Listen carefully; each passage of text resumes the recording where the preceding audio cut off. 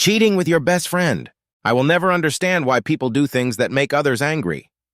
I went through life trying not to upset anyone, and it was probably too much for me to expect the same from others. I met my wife Linda when we were in high school. From the age of 16, we were exclusive and everyone else knew it. We got married just after Linda's 21st birthday. My lifelong friend Alan Hunter was my best man, Linda's sister Marie, and two of her nieces were bridesmaids. If asked, I would say Linda was beautiful and everything I would want in a wife. We bought a nice house on a quiet street in a nice neighborhood. 2 years after we were married, Linda became pregnant with Nick, our son, and 18 months later she gave birth to our daughter Gail. Since we only wanted 2 children, I had a vasectomy after Gail was born. By the way, my name is Don Simmons, and I work as a production manager for a company that makes specialized lifting machines and cranes. I make good money, so being a stay-at-home mom was never a problem for Linda. It was until a few years later when a problem arose. Linda was still a very attractive woman.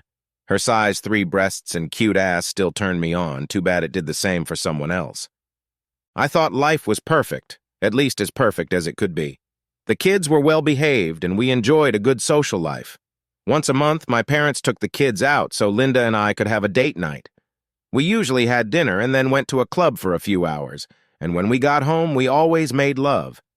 Linda was pretty loud herself, and it was a good thing the kids weren't home. My so-called perfect life came crashing down on Wednesday afternoon. I had a dentist appointment and decided to go home right afterward. There was a lull at work, so I wouldn't be missed during the day. I walked into the house and froze in place. The noise I heard upstairs suggested that Linda was either having fun with a toy or she had a man in there. I quietly crept upstairs, deciding that if she was alone, it was foolish to miss out on an afternoon of lovemaking. Linda seemed to have the same idea. I peeked outside our bedroom door and saw my so-called friend Alan Carter sleeping with my wife. Out of my mind, I stormed into the room. "Bastard!" I yelled. I threw a punch that hit Alan in the jaw. He cried out in pain and fell off the bed. Linda screamed and frantically covered herself. "Dawn, what the hell are you doing home?" she asked dumbly. "I live here in case you forgot," I replied, returning my attention to the asshole. Grabbing him by the hair, I pulled him up to me and punched him several times in the face and stomach, my parting blow being a kick to the balls. "Get out of my house, asshole!" Barely wearing his clothes, I got him to the door and threw him out the doorstep before storming back upstairs. "How long ago?" I shouted to Linda. She chickened out and said nothing. "How long have you been sleeping with that asshole?" I asked again. Linda stared at me with tears in her eyes. "About 2 months. I didn't mean for it to happen, Dawn. It just happened." "Yeah, that's right. Get yourself cleaned up and get this place cleaned up before the kids come home. I'm going out for a bit and I'll be home at the usual time," I snickered before walking down the stairs and out of the house. I parked my car in the local parking lot and went for a walk to think things over. Up until today, I was sure that Linda loved me as much as I loved her. I had no idea she was sleeping with my so-called best friend. Nothing had changed at home. There was nothing to make me suspicious. I decided I couldn't let it go unchallenged. Some mistakes I could forgive, but not this one. I decided not to say anything to Linda except that I needed time to think. That night she tried to apologize, but I ignored her and fell asleep on the couch. The next day I called work and took the rest of the week off. Luckily, no one asked why. My lawyer tried to talk me out of filing for divorce, saying I wouldn't come out of it too well. I told him it was my business, and to file for Linda as soon as he could. My next trip was a trip to the bank. I moved most of 4 savings out of Linda's reach. As far as I was concerned, she didn't deserve to receive money from me. When I got home, Linda tried to talk to me. I raised my hand to stop her. "I don't care about your pathetic excuses, Linda. Leave me alone." Walking away, Linda cried. I locked myself in my home office so I couldn't see her. When the kids came home from school, I went down to see them and they were both glad I was early today. Linda was on her cell phone while I chatted with the kids. Gail is 9 and I don't think she realizes what's going on. Nick, on the other hand, was watching me and Linda, and I could tell by the look on his face that he realized something was wrong. Seeing me watching her, Linda interrupted the call and came over to talk to the kids. There is never a good time to make an announcement like mine, but I decided to do it now. Told the kids that Mom and Dad no longer loved each other, assured them that I would still be there for them and would see them as often as I could. Linda had a look of shock on her face. I think if the kids hadn't been around, it would have ended in a scream. Nick sat quietly, looking at the floor. Gail sat on my lap and cuddled up, crying heartily. I looked at Linda with a look that said, "This is all your fault." Linda turned and walked away into the kitchen. I could hear her crying quietly. Later that night, when the kids were already asleep, Linda tried to talk to me. "Please, Don, can we talk about this?" "No, we can't," I replied before heading to my home office. I slept in my office chair all night just to avoid listening to Linda's whining. When Linda took the kids to school the next morning, she said she was going to her parents' house, but I didn't care as I was going to look for a place to live.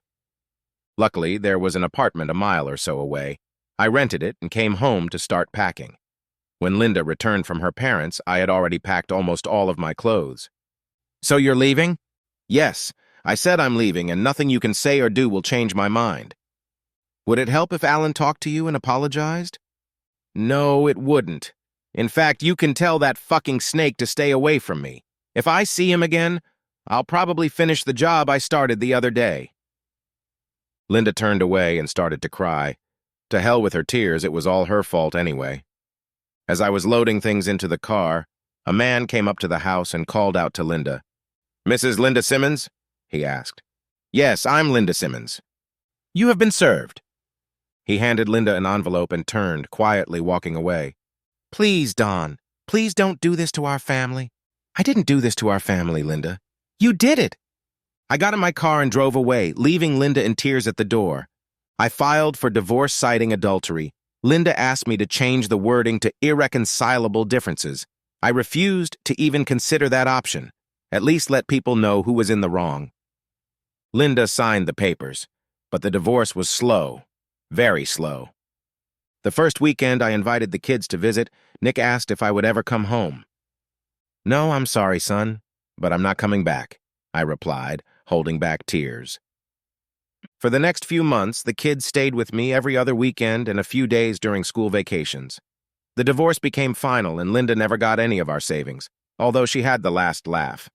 My lawyer warned me that I would not come out of this situation healthy. He should have said financially healthy. I ended up paying half of the mortgage and child support. I didn't mind the latter, but it pissed me off that I was paying Linda spousal support. She would get alimony for 5 years or until she got married.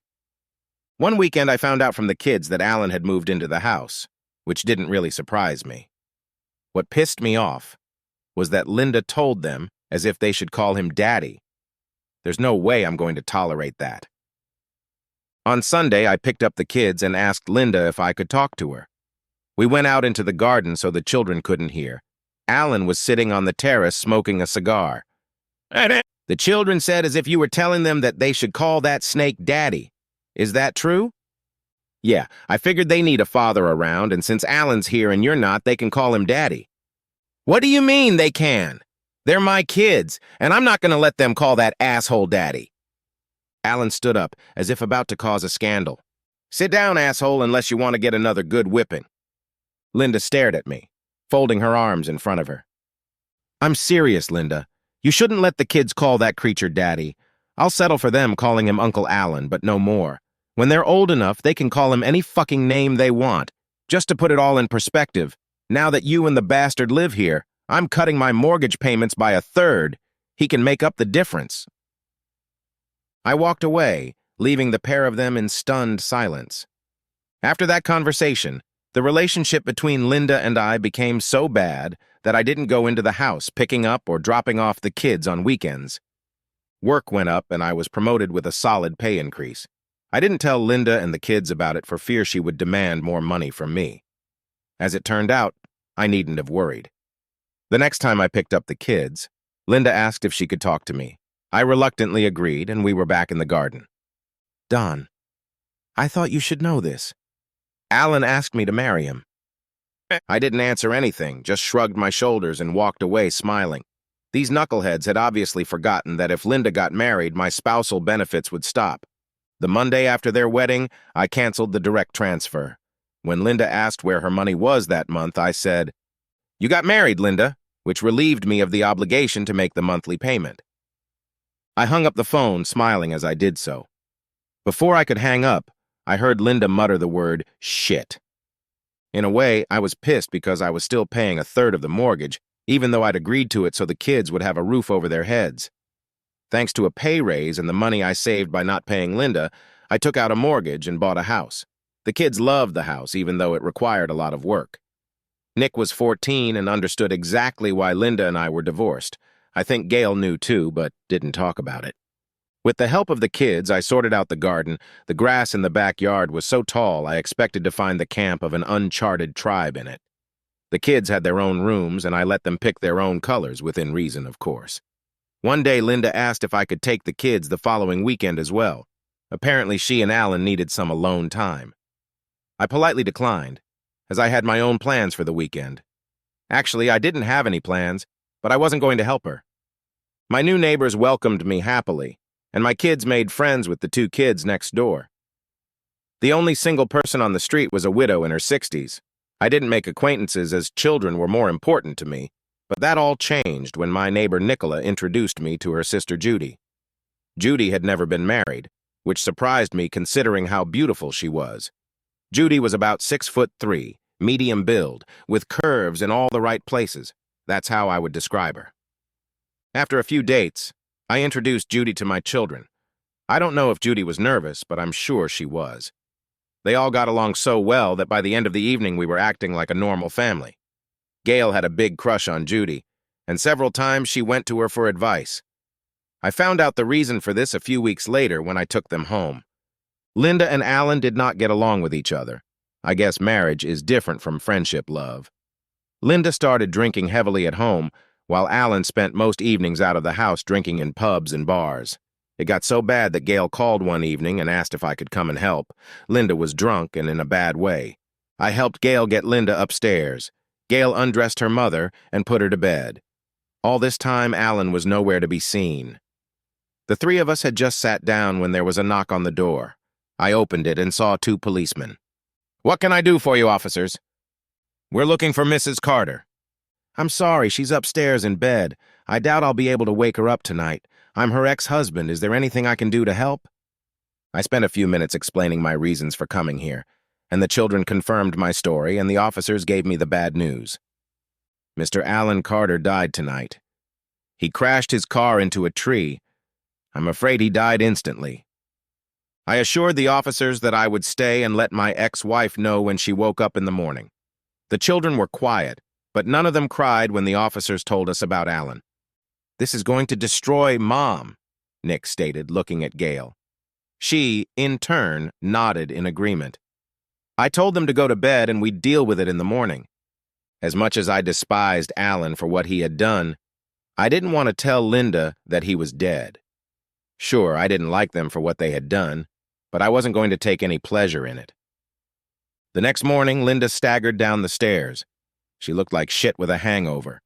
The booze had clearly taken its toll on her appearance. She stared at me and aggressively asked, "What are you doing here?" I explained that I came in last night when Gail called for help. "Well, as you can see, I'm fine. You can leave now." "Linda, you better sit down and shut up," I replied. Linda looked at me, then decided to sit down. "Okay, what's this all about, Don? I don't have time for games." "No games, Linda. While you were sleeping it off drunk last night, the police came by to see you." "What do they want from me? I didn't do anything wrong." "I'm sorry, Linda. They came by about Alan. The police are here to tell you that Alan was killed in a traffic accident last night. All we know is that he crashed his car into a tree and they suspect he was drunk." Linda sat staring at me for what seemed like an eternity. She put her head in her hands and burst into tears. The kids tried to comfort her, but it was pointless. I stayed in case I was needed, but after about an hour, I apologized and left. As I said before, I despised Alan for what he and Linda had done to destroy our family, but I never wished him dead. Out of respect for him and for the sake of the children, I attended his funeral. Linda did not speak to me, but her parents thanked me for being there to support her. "I'm here for the kids and for no other reason." From what I understand, Linda bought it all herself. Linda's parents looked shocked, then quietly turned and walked away. I stood with the kids while Linda was left alone at the gravesite. One evening, about a month after the funeral, I got a frantic phone call from Nick. "Dad, please come over soon." Mom had lost her mind. She beat up Gail and is throwing things around like crazy. I said I was on my way, and I raced to my car, and then I raced to the house. On the way, I called the police and told them what Nick had told me. They said a few officers were on their way. I pulled up to the house a little before the police did. I ran inside, leaving the door open. The house looked like a war zone. Linda was drunk off her ass and throwing things around. "You bastard! It's your fault!" she yelled at me as something flew past my head. Dodging anything that was thrown, I walked over to Gail lying on the floor. Two police officers came in and immediately subdued Linda.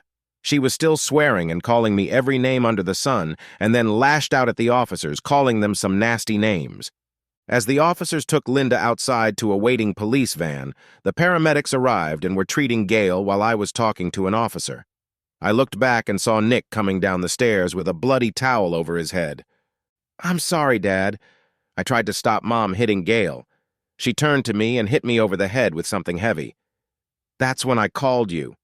"Don't worry, son. You did everything you could," I assured Nick. Gail started to come to, and one of the paramedics examined Nick.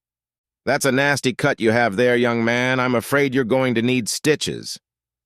Nick cringed slightly as the paramedic gave him the good news. The kids left to get checked out at the hospital. I assured them I'd be there as soon as I was done talking to the police.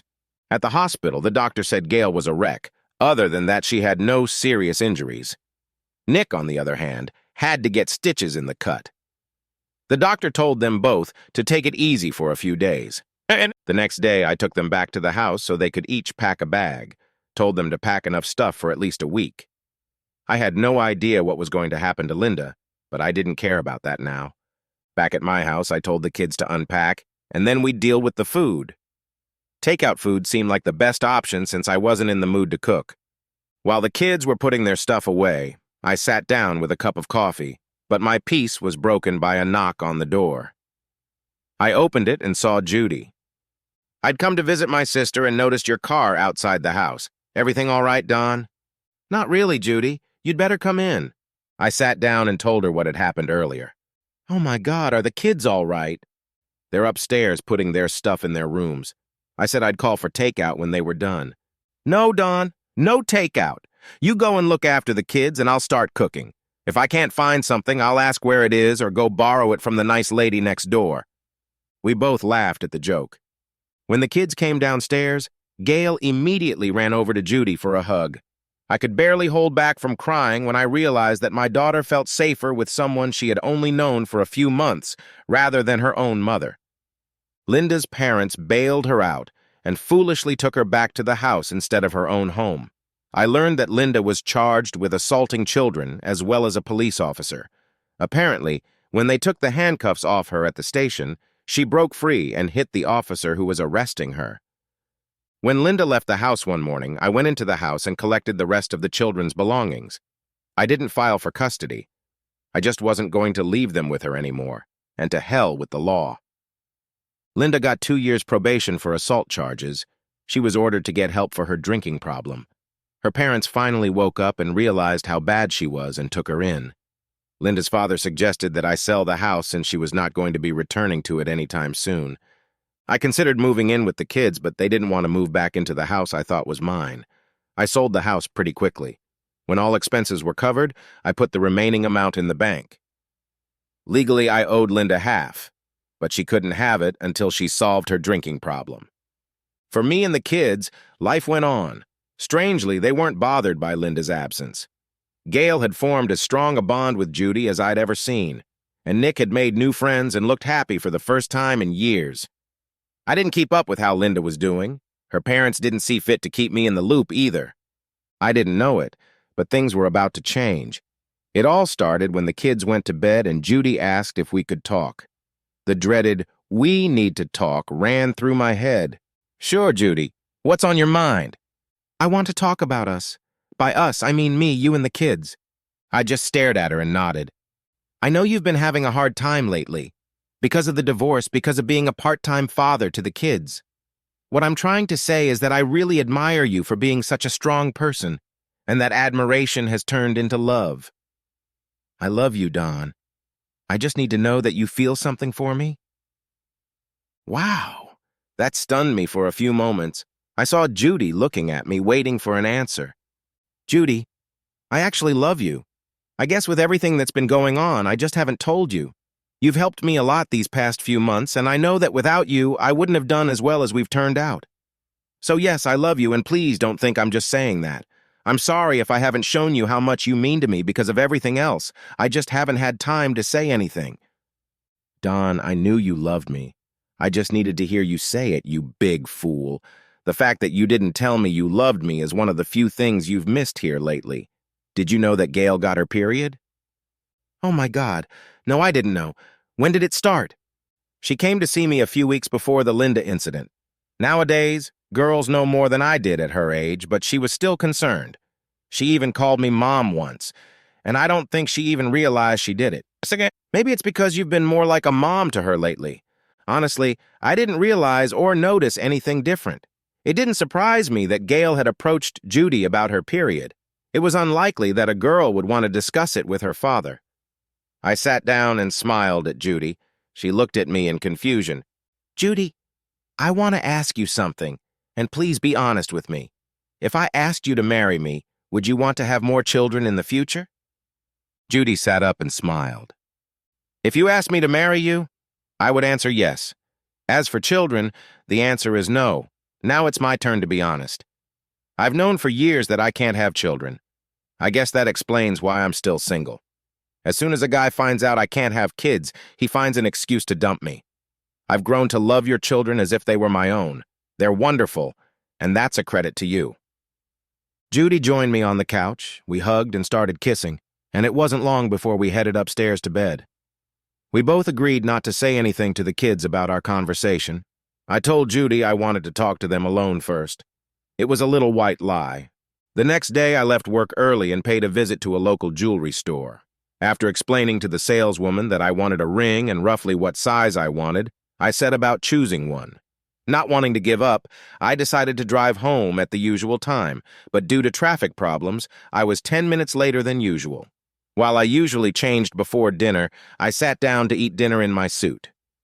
When we finished eating, I got up. Judy and the kids probably figured I was going to change. Judy was just about to get up and start clearing the table when I got down on one knee, holding the open ring box in front of me. Judy, will you do me the honor of marrying me? Finally. Thank God I never thought you'd think of it, Dad, Nick said with a smile. Judy was still in shock. She looked at the ring and then at me. Yes, I will, she mumbled before crying.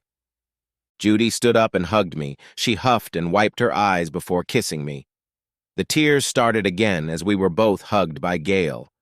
Does this mean I can call you Mom now?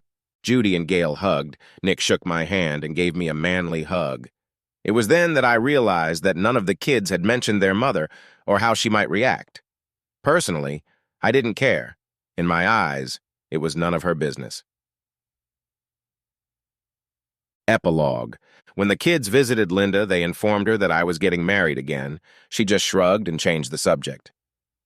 Nick told me that Linda was getting help for her drinking. She looked much better than the last time they saw each other. By this time, I had applied for and received legal custody of the children. Linda was granted extensive visitation rights, but for some reason known only to her, she saw the children once a month at best. After making sure Linda wasn't drinking, I wrote her a check for her half of the sale of the house. She thanked me and said nothing more. Her father thanked me for giving her the money. He said they hoped she would use it to start a new life. Shortly after Judy and I were married, the kids went to visit Linda, but came back and said she wasn't there, and her parents had no idea where she was. Judy said that Linda was probably starting a new life and would contact them when she was settled. But that never happened. One evening, Linda's father called and said he had some bad news. We sat around while he explained that Linda had left and was settling in with a guy she met at the rehab center. It turned out that this guy was a drug user. According to police, Linda and this guy, James, died of an overdose. He started using drugs again, and Linda got hooked on them too. Once Linda's funeral was over, the kids never mentioned her again, at least not in my presence. Gail treated Judy like her mother. Nick started calling her mom since we got married. I watched Judy and the kids interact with each other and couldn't help but think about how Linda had messed up her life and then totally messed it up by getting on drugs and ending it. The end!